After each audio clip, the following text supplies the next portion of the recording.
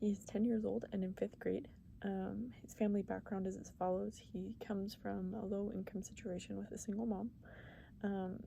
His experience in school consists of struggling a lot with reading at his level, especially with comprehension. He also dislikes history and doing math involving fractions. He often says he can't focus and he's just getting really bored in class. His learner challenges are he has dyslexia, which falls under specific learning disabilities category. His dyslexia is manifest in speaking difficulty in an organized manner and difficulty reading social cues. He also has ADHD, which manifests itself through inattention, not listening to others, difficulty completing tasks, fidgeting, and always being in motion. His at-risk characteristics are having a single parent and being in a low SES situation. He has the following interests. He loves Doritos, basketball, skateboarding, and everything that has to do with sports.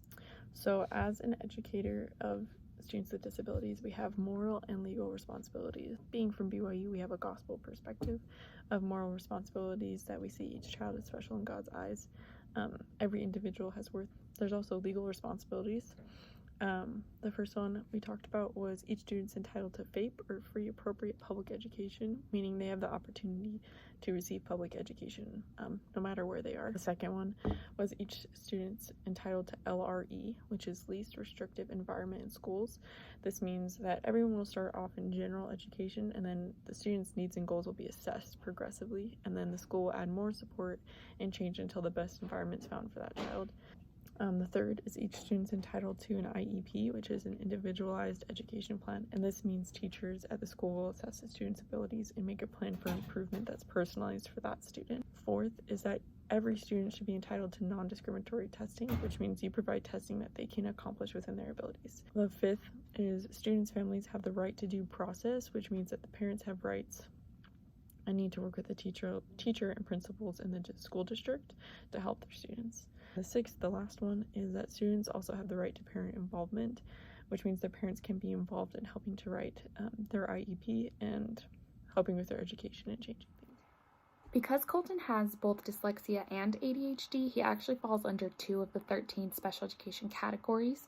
For his ADHD, he falls under other health impairments, and his ADHD kind of causes a physical trouble in the classroom because having somewhere where he's supposed to sit down and listen and pay attention to be quiet is a struggle with that ADHD.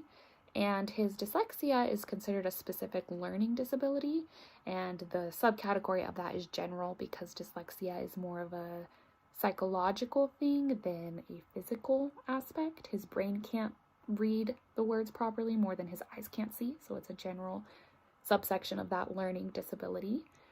And ADHD, again, just makes it hard for him to read, and so his spelling might struggle, and he can't decode or comprehend, give you main ideas of readings and stuff. And it's actually kind of ties into his limitations with these. So in the classroom, some of his limitations, again, just reading, but also for his ADHD, there are some specific things that he struggles with.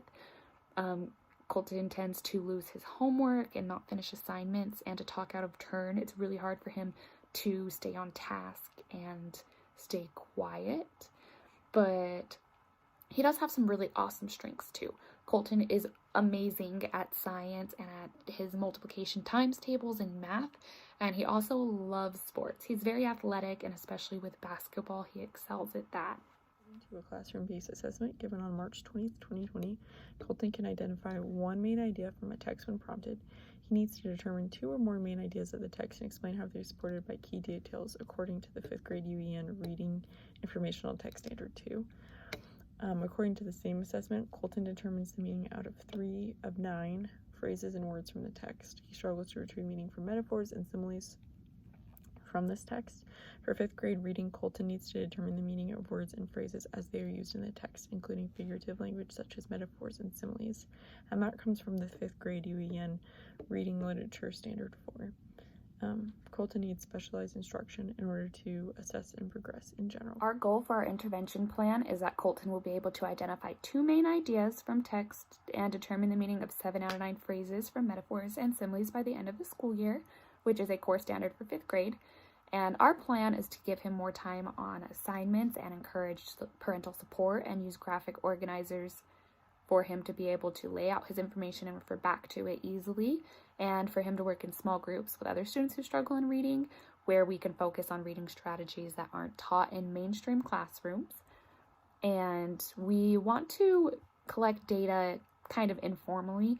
So based off of our information of him reading and working with Colton, we want to collect that data as the teacher, and then from that we can record his successes and his limitations and report that back to our team and parents. We have 3 specific ones that we want to use for Colton. So strategy number 4 from the website we used was the evidence-based teaching.org, the 10 strategies that we reviewed in class. So we think 4 is the best, which is summarizing learning in a graphical way. And we think this is appropriate for a student with ADHD and dyslexia like Colton, because it's hard to focus to begin with. So by having a graphic organizer, the student can better focus on the content that's in the organizer and be able to decode and read the text with less stress or being distracted. The second strategy that we talked about was strategy number 7 on the list, which is being flexible on how long it takes to learn. This would be appropriate for a student with ADHD and dyslexia like Colton, because they learn at a different pace.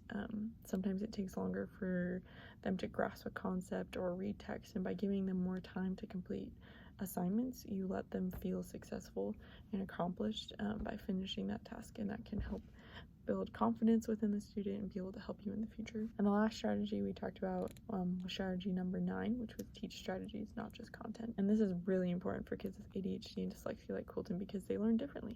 Like we talked about before, teaching just content can be hard because he'll get distracted easily and struggles to understand instruction. So by teaching them strategies to retain information, they can be more successful in the classroom.